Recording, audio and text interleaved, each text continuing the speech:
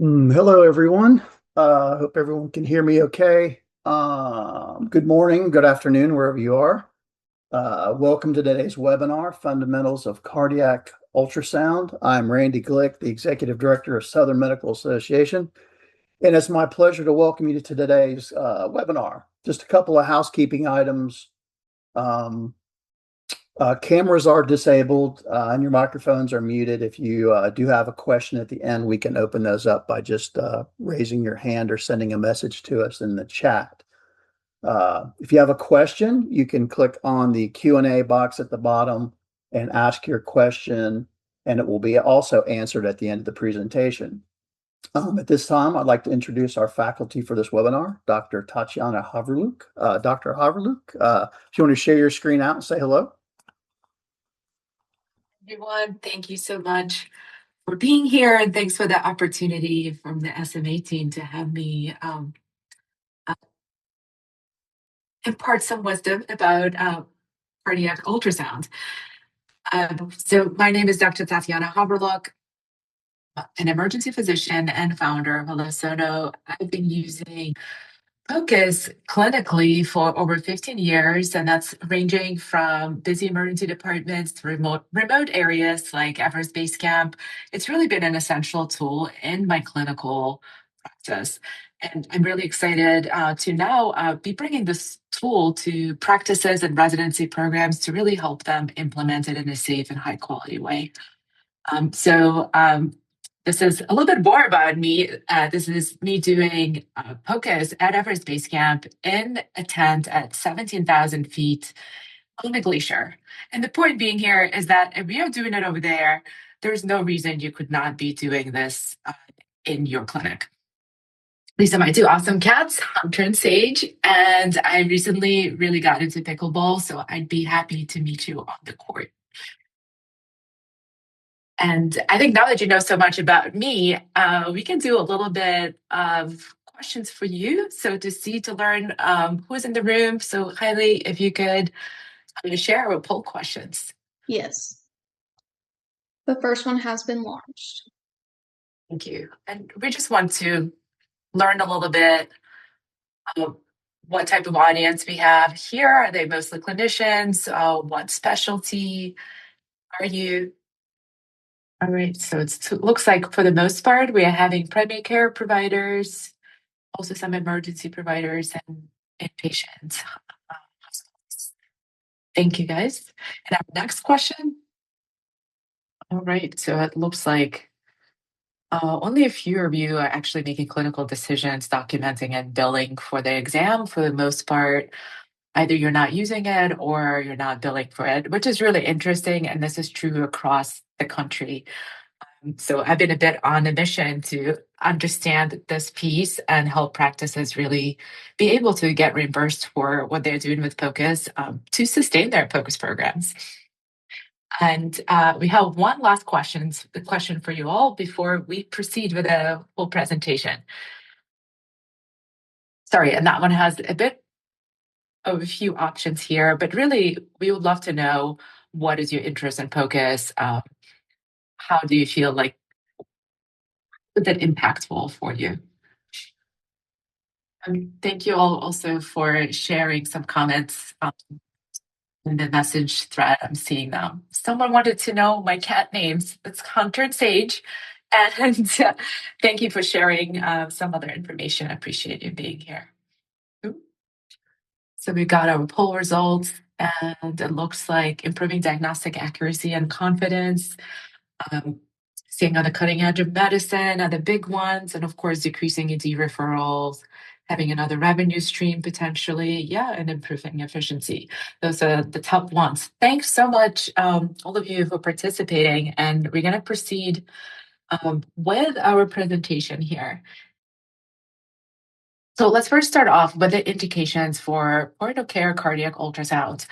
So those would be patients presenting with chest pain, maybe some dyspnea, hypotension, if you want to see what their fluid status and what their heart is doing, CHF exacerbation, maybe they had a recent cardiac procedure, or in the cases, especially if you are in hospital, setting cardiac arrest, you might want to see whether there's cardiac activity. So POCUS being an exam that we use to make clinical decisions on the spot, we usually have very focused questions we are answering. It's not a comprehensive echo that we are doing. So our focus questions here are, is there a pericardial effusion or a tamponade? Is there right heart strain? What is the approximate ejection fraction? Is there cardiac motion in the case of a cardiac arrest? And also, would this patient be fluid responsive if we were to give them fluids based on their IVC?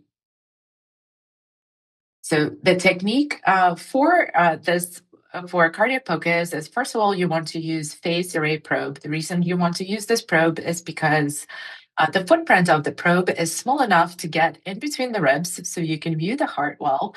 And it also is a low frequency, high penetration probe to be able to image the whole structure.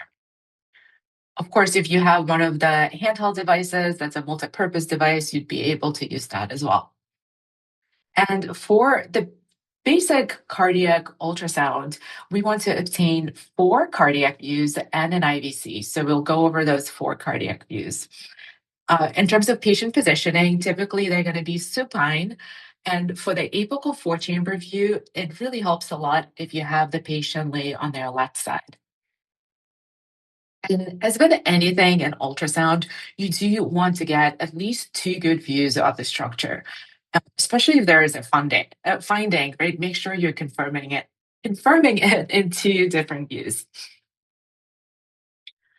So cardiac ultrasound can be a little bit tricky in terms of the probe marker and what you're seeing on the screen. So we use this clock reference a lot of times where the probe marker should be pointing. So if you are doing a traditional POCUS exam and you are in the cardiac setting, your screen marker, I'll show it to you later, will be on the right, which is the opposite of all the other ultrasounds we do. When we do abdominal ultrasound, it's on the left. When we do cardiac, it's on the right. So if you are in that setting and your screen marker is on the right, then conventionally you will be following this. For your first view, you will get your probe marker to be at around 10 o'clock, which is patient's left shoulder. And that's going to be a parasternal long axis view. You're going to turn that probe 90 degrees to get the parasternal short axis view, and that's going to be that 2 o'clock view. And then the other 2 views are your apical 4-chamber view and the subxiphoid view. For the most part, it's going to be at around 3 o'clock. And then finally, for the IVC, you notice we are going clockwise direction. So you're just turning the probe clockwise. You're going to be pointing at 6 o'clock or towards patient's feet. And I will remind you of this as we go along. So our views that we are going to be obtaining, starting with parasternal long axis view, will be over here, then parasternal short. So remember, we are rotating the probe, apical 4-chamber view, and then the subxiphoid view. So let's dive in a bit more detail for each one of these views. To obtain your parasternal long axis view, you want to position your probe at around nipple line, so 4th, maybe 3rd intercostal space, with a probe marker pointing towards patient's right shoulder, 10 o'clock. And this is the view you want to be obtaining. So the closest to the probe to the surface is going to be the right ventricle. The largest chamber is going to be the LV that you'll see. And then you also got your left atrium and the aortic outflow. You should see 2 valves, the aortic valve and the mitral valve in this view. And underneath the heart, so the deepest structure will be the descending aorta. So this is where, if you're setting your depth, you want to make sure you're deep enough to also visualize the descending aorta. So this is a clip of a normal parasternal long axis view. When I first do this view, there are a couple of things I'm asking myself. So is there a pericardial effusion? I'm looking for anechoic of black fluids between the myocardium and so we are looking for fluids between the myocardium and the pericardium. In this case, the pericardium is the right way to hyperechoic area. So we had fluid, it would be layering in between this myocardium and the pericardium. So in this case, there's no fluid. So I already determined there's no pericardial effusion. Then I'm also looking at the um, chamber sizes. So notice the LV is going to be the largest structure here, but the rest of the chambers, they are actually all of pretty much the same size. So this is known as a rule of thirds, but basically this is a third. So RVOT, so right ventricular outflow is kind of like a third, and then the aortic outflow is the third, and then left atrium is a third. So they're all of equal size. So I know there's probably not a huge chamber enlargement present in this patient. And then finally, I want to know a little bit about the ejection fraction. The number one thing I look at is actually this mitral leaflet, the anterior mitral leaflet. So what is it doing? During the diastole, when it opens up, that first opening, when the E wave, it is actually touching the intravesicular septum. So if you look at it closely, it's touching it right here, or it's coming, or if it's coming very, very close. So that correlates to a normal ejection fraction. That's how easy it is to know whether someone's the heart is squeezing well or not. And this is for systolic ejection fraction. Other things I'm looking for is the actual change in the size of the left chamber, so the volume of it between diastole and systole. You want it to be at around a little bit more than 50%. So in this case, there is. And I'm also looking for the thickening of the muscle, right? So when it contracts, it gets thicker, which is also present here. And I wanted to dive in a little bit more about this mitral valve that I was talking about. It's a little bit more advanced, but if you guys like more precision, this might be helpful. So I actually slowed down that clip and I got this mitral valve. I paused it where it is the closest to the intravesicular septum. And I'm measuring here the distance between the mitral valve and the intravesicular septum. And this is a close-up of it. And basically, if the distance is less than 0.7 centimeters, it's considered normal. It correlates with normal EF. This is another way to do it. We use what's called motion mode, and we have slowed down. We're basically looking at the mitral valve motion in one plane over time, and we are seeing the E wave and the A wave. And this is the intravesicular septum here. So we are measuring the distance once again between the E wave, which is the tip of that mitral valve, to the intravesicular septum. So normal, that's called endpoint septal separation, and the normal is less than 7 centimeters. But you honestly don't even need to do it. If you can visually estimate that it's hitting up against the intravesicular septum, you are done. And although this technique is great, certain things might give you a false positive. So you can have EPSS at large, but the EF is still normal in patients who have mitral valve disease. So if they have mitral valve stenosis, for example, or if they have aortic regurg that's not letting the mitral valve open fully. So just be mindful of those two things. But if it's normal, then you've got your normal EF immediately. So, and this is a little bit more advanced. You can also look at focal hypokinesis or akinesis on this view. So I just wanted to give you kind of the corresponding vessels that give supply to different areas of the myocardium. So this wall is supplied by RCA or the left circumflex. The intravesicular septum in this view is supplied by the LAD. And then we've got the RCA supplying the free wall of the right ventricle. So moving on to our next slide. Sorry, we skipped over a little bit. So for our parasternal short axis view, I have rotated the probe 90 degrees. So now we are pointing at 2 o'clock of patient's left shoulder. And in this view, we are getting the left ventricle, right ventricle in a cross section. So in ideal world, you want to get a very nice concentric, like donut shaped LV with an RV hugging it. And you do want to get the LV at that papillary muscle level, because that's the best place to assess the ejection fraction. So here's a view that we have here. We are getting a little bit of a lung artifact. So we are partially seeing the lung depending on the breathing cycle here.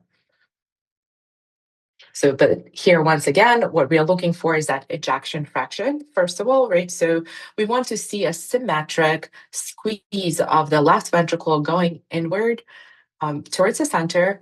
And you want to see that muscle shortening once again, and also the change of LV size from systole to diastole, right? So it should be around 50%. And another thing I want you to notice that it will come up later is this intraverticular septum. Notice that it's convex, right? So this is a normal intraverticular septum where the left ventricle is seeing more pressure. So while the right ventricle doesn't have a lot of pressure, so it's not able to press into the intraverticular septum. So this is normal.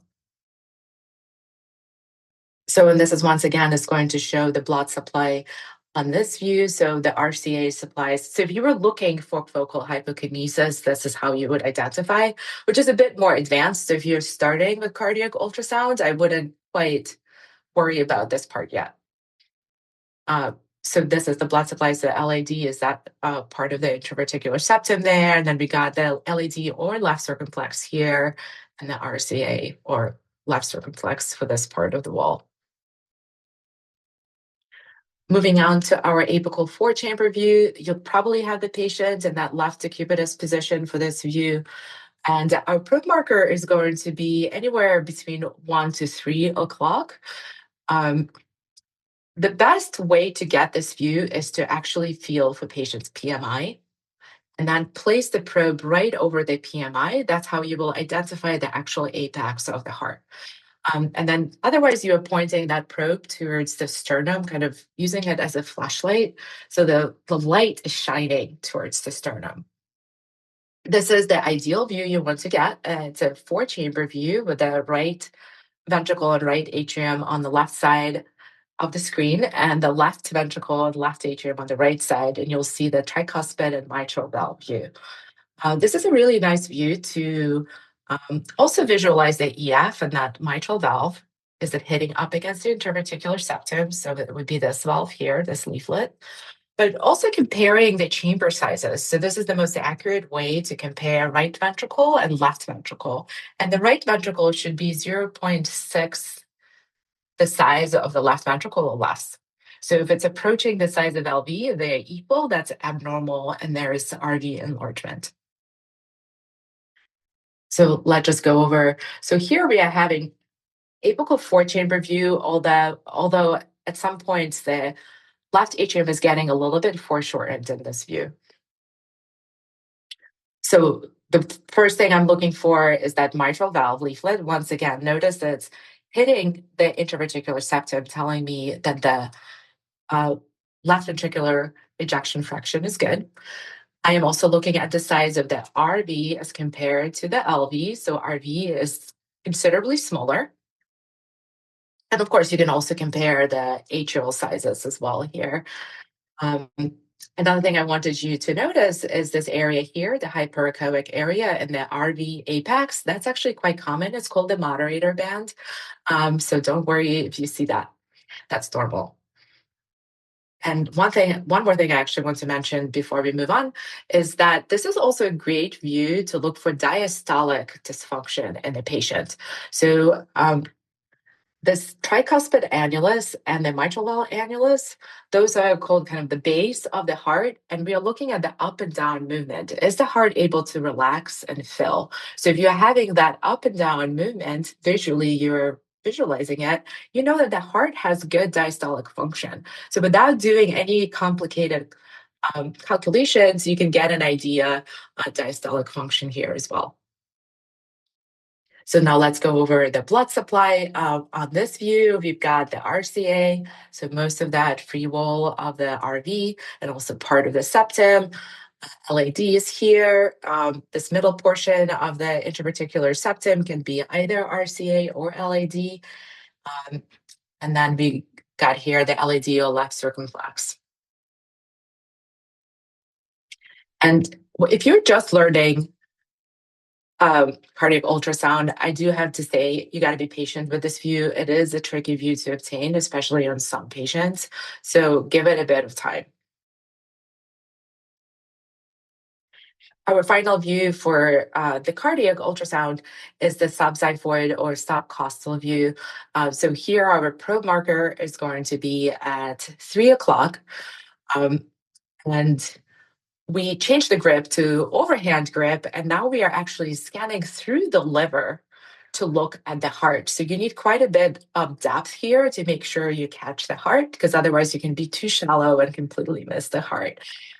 And notice that I'm applying quite a bit of pressure in the picture to obtain the view. That's quite frequent as well.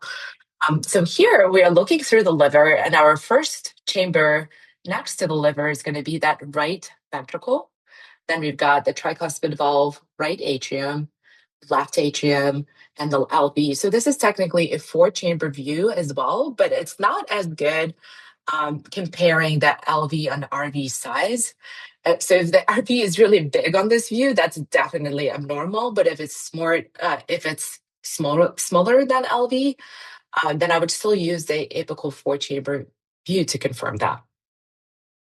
This is the best view probably to see the pericardial effusion, and that's the view we typically get in fast exam for trauma. So let's take a look here. So we've got quite a bit of liver, and the reason you want to scan through the liver is because liver conducts the sound beam so well. If you get just a little bit of the stomach in there, you are going to have air artifact and not see the heart.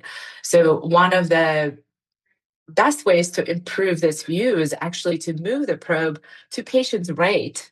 So counterintuitive, away from the heart to catch more of the liver to get you a good acoustic window to view the heart. So we've got here this RV, LV, LA, and RA. And I am looking at that pericardium, the bright white or hyperechoic area all around the heart. So you want to make sure you have enough depth so you can visualize all of it. And we're looking to see whether there's any anechoic or black fluids between the myocardium and the pericardium. And in this case, it's normal, no fluid. So finally, we've got IVC. So once you get that subxiphoid view, center the right atrium on your screen and then rotate your probe 90 degrees, keeping the same angle. So this now the probe marker is pointing towards patient's feet or at 6 o'clock. And this is the view we're trying to obtain. So we want to really see the IVC entering the right side of the heart, and we might be seeing the hepatic vein here as well. So we've got the liver here, the IVC, and the right heart. And where you want to focus in is about 2 centimeters away, so about this distance from the right heart to visualize if what is going on with the IVC. Is it highly collapsible with respiration or not? Because that will correlate with the CVP and their volume status. You can also look at the diameter of the IVC as well. So 2.1 is the general number. If it's greater than 2.1 and very minimal variability, then that signifies likely the tank is full and this patient is not going to be fluid responsive. On the other hand, if there's a lot of variability, then this patient would likely be fluid responsive. IVC is really helpful in the extremes and extreme findings. So either it's very plethoric and there's almost no collapsibility and it looks giant on your screen, then you know the tank is full. Probably fluid is not going to help. Or if it's highly collapsible, right? So if it's more than 50% or sometimes in really like volume down patients, the walls might be touching completely, then you know, wow, this patient needs some fluids. Anything in between, kind of like this one is a normal IVC. It's a bit harder to tell whether how fluid responsive this patient would be, and I would highly recommend combining this with their lungs, looking lung ultrasound to see whether there's pleural effusion, B lines, and also the whole cardiac exam. So I got a little quiz for you. Put some thinking hats on, and what is the structure that I'm pointing at? And feel free to write it in the chat if you want. Actually, maybe because of the time, no one is writing. I will just let you know. So this is the aorta, right? Okay, someone just did it. Okay, aortic valve, ascending aorta, great. And this is actually for a little bit more of advanced application, right? Say the structure were a little bit bigger. You can actually measure the aorta and see whether there's an aortic aneurysm. So 4 centimeters of the aortic root is the cutoff.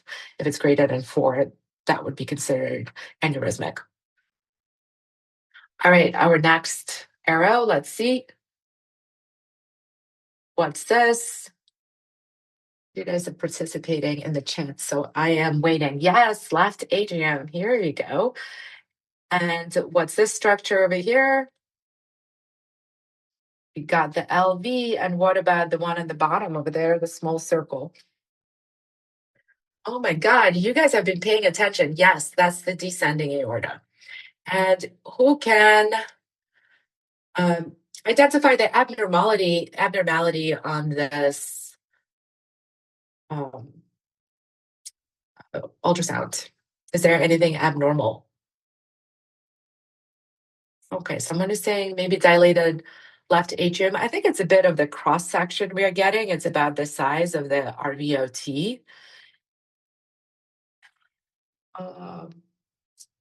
I would say the thing that I'm noticing with the LV, so I'm actually now seeing, yes, small pericardial effusion. That's what I wanted you guys to pick up.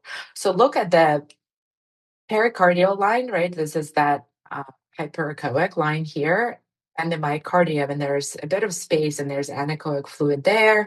You might be seeing a tiny bit of the anechoic fluid here too. So small pericardial effusion. But going back to the LV, look how much it collapses onto itself, right, when it's squeezing. So this is actually hyperdynamic LV. So most likely, actually, this patient could benefit from some fluids. Great job. So now I just have 4 cases to go over and look at some pathology. So our first case over here is, sorry, I'm having a bit of a hard time managing looking at the chat and seeing my actual slides. Okay, well, I'm seeing the chat. All right, so we got our first case, and we've got a 33-year-old female who is 16 weeks pregnant. She's presenting with dyspnea. Her vital signs are not looking that great, right? Her O2 sat is low at 88. Her heart rate is up. Blood pressure is, okay, people are already telling me the answer. They are obviously concerned for pulmonary embolism. And this is a type of patient is, depending where you're practicing, can we get them to CTA immediately? Does she need to be transferred? Maybe it's a busy shift that you're working and you don't know whether you need to be pushing this patient to the CT angio.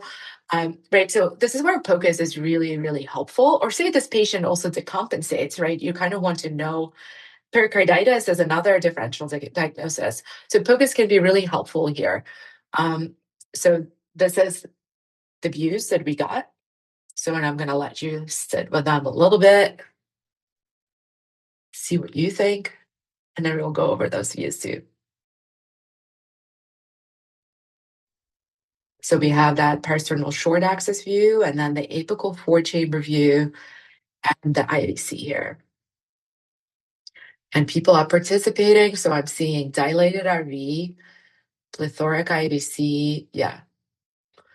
Seems like the consensus is it's likely a PE. All right, so agreed. This is likely a PE, and it's a pretty significant PE, right? That's also affecting the heart function. So this is not a patient you will be sending home. So do you guys notice that the apex of this RV is moving a little bit more than the rest of their RV. Do you guys know the name for that? Does anyone know the name for that? You can put it in the chat.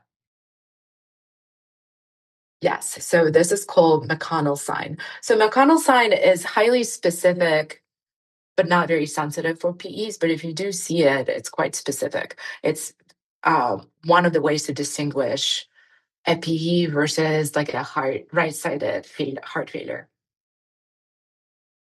And the other thing we're noticing here is that someone has mentioned already, but this is a very obvious right ventricular enlargement. So it's giant, that RV. So RV is definitely a lot larger than 0.6 of the LV. So those are really great findings that go along with the PE. And then notice what we are having here on this parasternal short axis view. Does anyone know this sign that we are seeing on parasternal short axis view?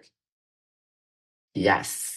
D. I'm getting D. Yes, that's the D sign. So notice that instead of having this nice circular donut-shaped LV, now we have an LV that looks like a D, right? And that's because the left ventricle is seeing a lot more pressure.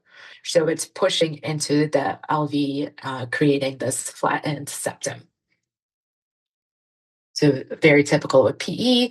And the next thing with the IVC that we are seeing is that IVC doesn't have a lot of variability with respiration, and it's actually quite dilated. So this is a plethoric IVC, right? So our whole right side of the body is seeing too much pressure. So most likely fluids are not going to help this patient, right? We need to relieve the clot burden to help her hemodynamically. Our next case is a 65-year-old man who had a recent myocardial infarction, and he's presenting with chest pain, and we are having a bit of a low BP, heart rate 100, temperature 99, and O2 sat 95%. And we decide to do some investigation with ultrasound. And what are you guys thinking? So So this is the subxiphoid view, right? We're scanning through the liver on the left side. Is anyone noticing something abnormal there? I would love some comments. If anyone has a comments, take a guess. I would invite you to look at that pericardium, right? The hyperechoic pericardium here. Yes. So someone is saying there's a pericardial effusion, but it's not hypoechoic or anechoic the way we would normally see fluid around the heart. There is coagulated blood there.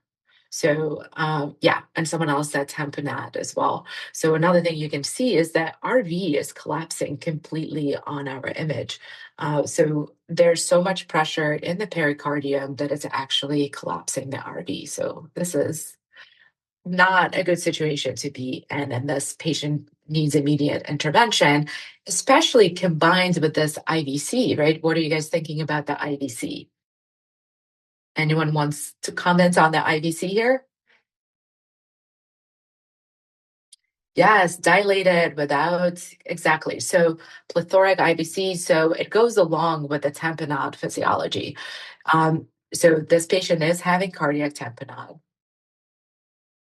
And so our findings are this effusion with clot. We're having the RV collapse. And we are having also that plethoric IVC. Other things that you might see with the tamponade is also like the first thing is actually the RA collapse and then the RV collapse. So RV collapse is one of the later signs, but there are other things you can look for with ultrasound. But the main thing I would suggest looking at is actually the IVC. So if you see any fluid around the heart, grab a view of IVC, because if it's highly collapsible, it's definitely not tamponade. And this just slide is a reminder around the pleural effusion.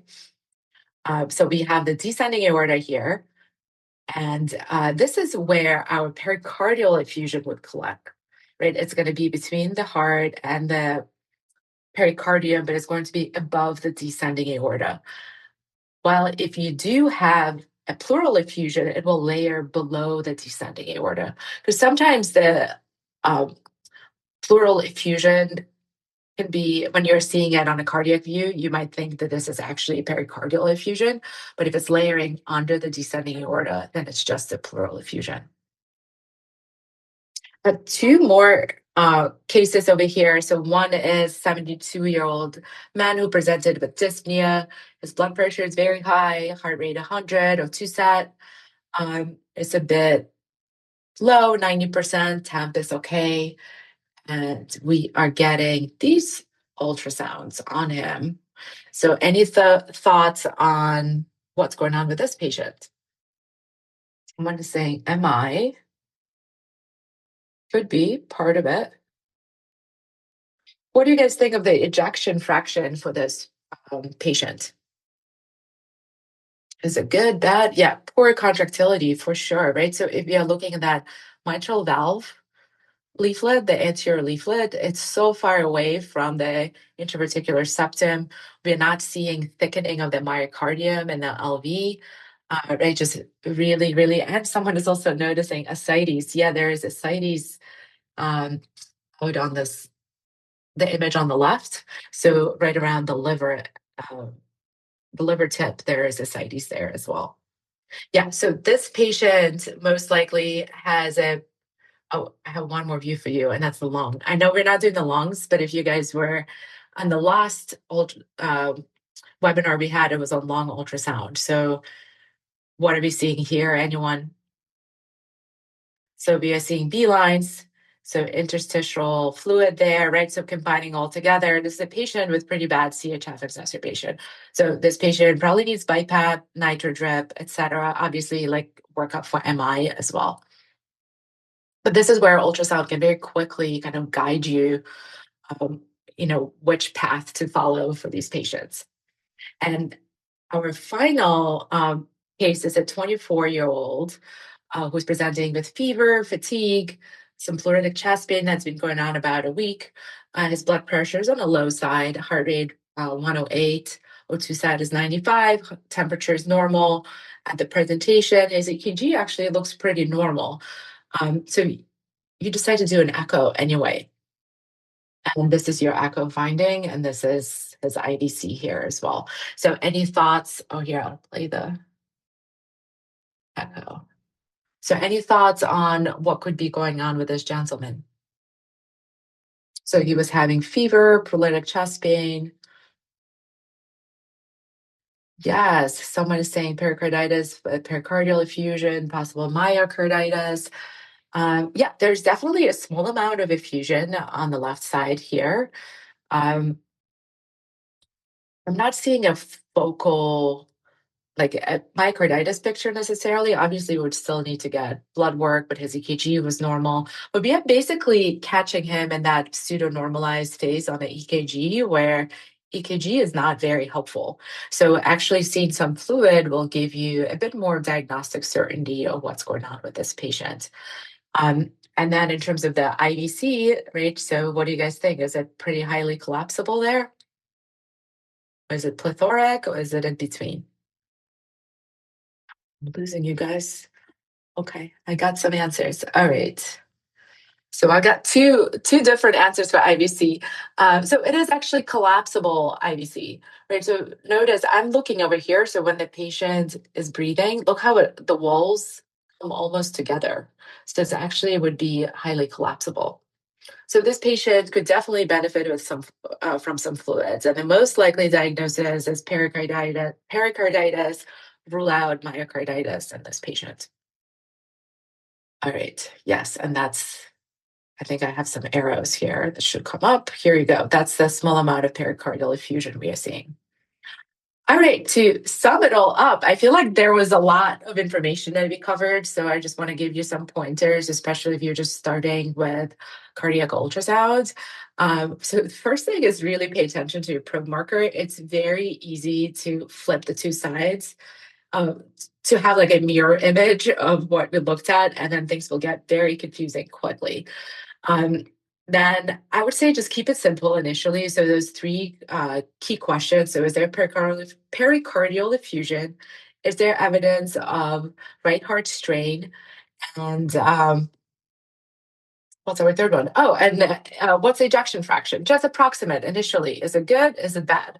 Right. And then once you get good at these three things, then you can add other things you're looking at with cardiac ultrasound. And initially focus on getting the normals. So scan your volunteers, scan yourself if you want, but just get really comfortable looking at the normals. Uh, Remember that IVC is most useful in extreme presentations. So it's really plethoric, or if it's highly collapsible, then it's really useful. And make sure you're putting it all together, right? So the patient's clinical pictures, grabbing the lung ultrasound as well, maybe do an abdominal POCUS. We saw ascites in that other patient in the case we were just presenting. So make sure you're putting it all together as well.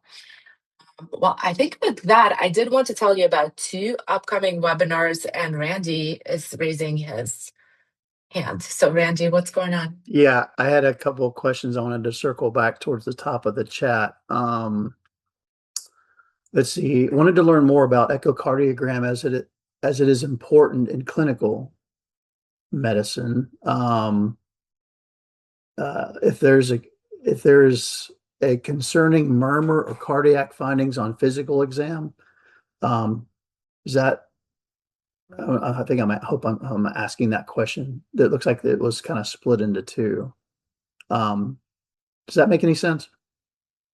Well, I would say, so if you're noticing a murmur and the patient has never had an echo before, I would probably put a probe on to see whether I can see anything very abnormal on my exam. Is there some chamber enlargements that shouldn't be there?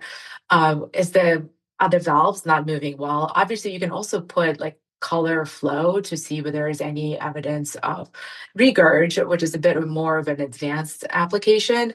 But yeah, there are some things you can do at the bedside for this patient. And you can still take a look at their basic ejection fraction too, which will be helpful. I had one other one too. I upgraded my butterfly to IQ3 and still struggling to obtain cardiac views that give diagnostic information. Um, I think sometimes the challenge with the multi-purpose probes is that their footprint tends to be a bit large, so it's actually hard to get in between the ribs. That could be part of it. So I would say also sometimes actually getting that subcostal view will give you a bit more information because you're scanning through the liver, so you're getting a better view, and the probe footprint is not as much in the way. Are there archive videos that they can go back and watch that you have maybe on your YouTube channel or? Oh, we have the lung ultrasound video that's posted on both Hello Sono and SMA YouTube video.